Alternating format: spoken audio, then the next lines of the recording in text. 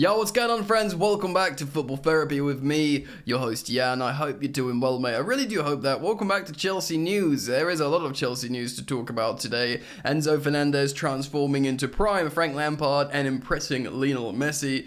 Are Chelsea trying to push out Trevoh Chalobah, and are they treating him unfairly? Chelsea have released their new third kit and it's minty fresh. And Chelsea youngster Kendry Paez, or soon to be Chelsea youngster Kendry Paez, makes history and registers himself an assist. Lots of positive news here today on Football Therapy, so I thank you for joining me. Strap yourselves in, make yourselves comfortable, and let's get into it. Let's take a look at this new Chelsea kit then. It's the third kit, it's been announced. We've seen all sorts of players and people being pictured in it. I like it. Minty fresh. It has a menthol vibe. It's a throwback to an older kit, meshed with modern Nike design, and I just like it. I think it looks good. I have already bought the first kit, the away kit, the training kit. I'm being bled dry, but we'll see what happens. When I see it perhaps worn by the players, if it looks bellissimo, I might have to cop as well. But I really like it. To be honest, this season, all the kits I'm quite happy with. Let me know what you think of the Chelsea kits this season. Comment down below, and let's move into some Chelsea news stories. Right, let's talk about Enzo Fernandez starring for Argentina against Bolivia yesterday. Absolutely incredible. He had Messi looking very, very impressed indeed after his goal. He obviously scored a great goal, opened the scoring for Argentina, arriving late into the box, channeling his inner Frank Lampard, scoring a goal, getting on the end of a move. To be honest, the kind of thing I'd like to see him do at Chelsea, because we've got no one else running onto those chances in the Premier League at the moment. Who knows? I'm certain Pochettino, as a man from Argentina, would be watching that game. Maybe he's thinking, that's how I need to use Enzo Fernandez moving forward. I mean, Enzo's just an absolute magician. He can do everything, and he nearly scored an absolute screamer, long-range screamer that either hits the crossbar or is pushed onto the crossbar. Regardless, this thing is a rocket, and he was the man of the moment for Argentina, impressing probably the next Ballon d'Or winner again in Lionel Messi, and just what an incredible player. I just like to speak positively about Enzo Fernandez because he has been good, and you can't say that for the many other Chelsea players. Right, we're going to jump over to the Evening Standard now and read some words on Trevoh Chalobah. Of course, it's a big story at the moment. Some people suggesting that he can be forced out of Chelsea in January, that he's been told he will never play again for Chelsea. I'll give you a little bit more detail and my thoughts on that after we read this article, but let's dive in now. Trevoh Chalobah is considered surplus to requirements and could be frozen out at Chelsea. The 24-year-old is sidelined with a hamstring injury and does not expect a prominent role on his return in late September. Chelsea's signing of Axel Disasi from Monaco this summer was the beginning of the end for Chalobah at his boyhood club. He was made available for sale, but his initial £50 million asking price was deemed too expensive for his suitors. Bayern Munich manager Thomas Tuchel, who gave Chalobah his debut at Chelsea in 2021, was willing to sign the defender on loan without the need to travel to Germany for a medical on deadline day with time running out. Bayern still could not complete a move after first focusing their effort to sign Fulham midfielder Joao Paulinho for 60 million quid, which also failed to go through. Yeah, had they known Paulinho wasn't getting it over the line, they could have focused their efforts on Chalobah and hopefully got it done. Now, it's important to note Trevoh Chalobah was happy to go to Bayern Munich. He knows, the writings on the wall at Chelsea, especially when we signed Disasi. So he thinks Bayern Munich, massive club, Harry Kane's just gone there having a lovely time. I'll win trophies, I'll challenge for the Champions League. I know the manager, the transition will be easy enough. So he was willing to negotiate or cooperate with Chelsea in terms of making that move happen, but not so much with Nottingham Forest. Nottingham Forest offered £25 million for a permanent transfer, but failed to convince Chalobah. The centre-back will carefully decide his next destination, having signed a new contract valid until 2028. Chalobah is aiming for a club of a similar standing to Chelsea, with Bayern not ruling out another loan approach in January. Other players that face exile are Marc Cucurella, while the likes of Conor Gallagher and Ian Maatsen are battling to convince the Blues they are worthy of staying. So on Chalobah, this is tough, man. I mean, whether this is going to be brutal forever at Chelsea, I'm not so sure. I think this probably still comes under the transitional period of a lot of the pure profit sales of, are these players going to be a starting player in the new philosophical, tactical idea?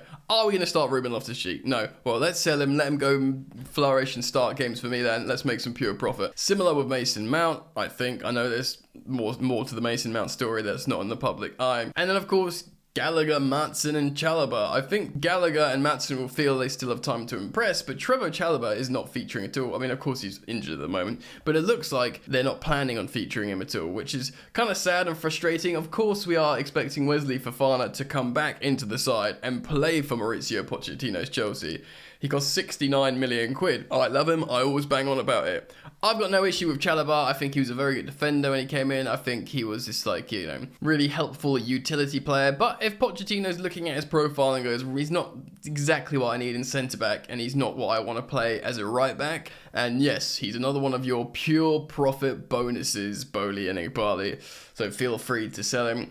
There's conflicting reports from multiple journalists regarding this story. There's things of, some people are suggesting that he's been told he'll never play for Chelsea again, and that actually they're quite upset with him that he didn't accept the Nottingham Forest deal, because I think towards the end, 25 million, there might have been add-ons on top. Chelsea were probably, well, there's a suggestion that they were like, okay, let's just sell him and get it done.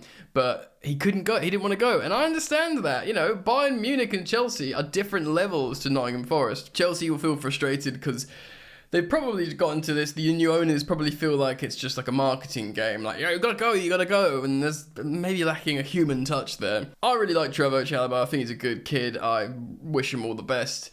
But I'm kind of moving into this brutal space of, you know, ruthless transition and just being like, yeah, you know, just, if they're not going to play, get rid of them now. Do you know what I mean? Like, we're struggling so much at the moment that let's make sure while we're languishing in mid-table that we get all our laundry done. Do you know what I mean? Let's get it done and let's just build up. When we say, right, this is the core, bang, bang, bang, let's go up. You know, and many of you will probably think Chalobah's good enough, and he probably is to a degree to play for Chelsea a little bit. But it's up to the coaching staff, it's up to the sporting directors. They have a long-term plan. It's not, let's be real, this is not like selling Eden Hazard, is it? Like, we're probably all gonna move on from this, and ultimately if he makes a few quid, whatever, and you know, Trevoh will be alright. If he does get a move to Bayern Munich in January, then it'll be a great career move for him.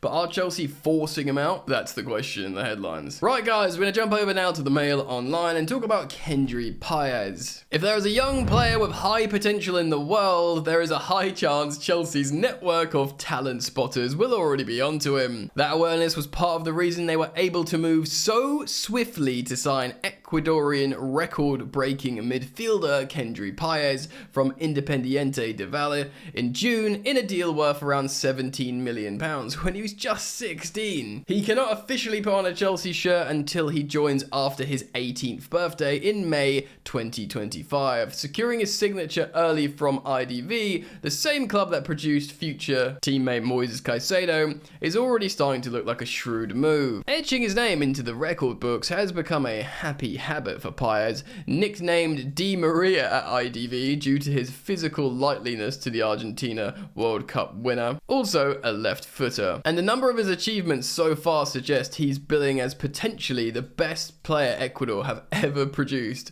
This is not hyperbole. Well, there's a lot of hype here, ladies and gentlemen.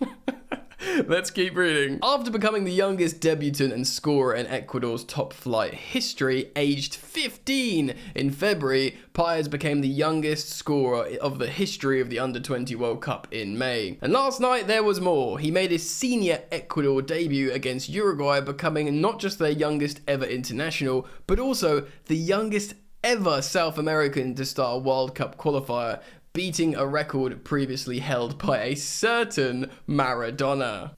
Not too bad, right? He also got an assist, I think, in that game. Playing alongside future teammate Caicedo, he marked the occasion unfazed. There you go, and got himself an assist. This is a long article. I'm going to leave it to you guys to go read it if you want to. It's on dailymail.co.uk. Sorry about citing Daily Mail, but you know, we got to look everywhere along the internet, and we found an article there. Look, Kendry Paez, man, 16 years old, multiple records broken. Absolutely incredible, really. Very, very exciting. Yes, we won't see him for a couple of seasons, but if he keeps, you know, growing and developing at this exponential rate, you know, with these records he's, you know, broken before he's even 17. By the time he's 18 and he joins Chelsea, he will have scored 1,000 goals.